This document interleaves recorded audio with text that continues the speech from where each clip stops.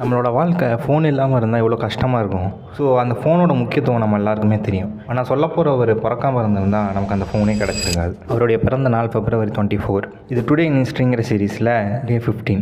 இந்த மாதிரி தெரியாத விஷயத்தை தெரிஞ்சுக்கணும்னு நினச்சிங்கன்னா நம்ம யூடியூப் சேனலை சப்ஸ்கிரைப் பண்ணிங்க, நம்ம இன்ஸ்டா ஐடியா ஃபாலோ பண்ணிக்கோங்க. அவர் பேர் ஸ்டீவ் ஜாப்ஸ். ஸ்டீவ் ஜாப்ஸ்னு சொன்னோடனே அவரோட கம்பெனி ஆப்பிள் தாங்கிறது உங்களுக்கு தெரிஞ்சிருக்கும். அவர் ஆரம்பித்தது ஒரு சின்ன கேரேஜில் தான். கம்பெனி வளர்ந்துட்டு இருக்கப்போ சில காரணங்களால் வெளியேற வேண்டிய கட்டாயம் ஏற்பட்டது. வெளியே போய் வேறு கம்பெனி ஆரம்பித்தார்.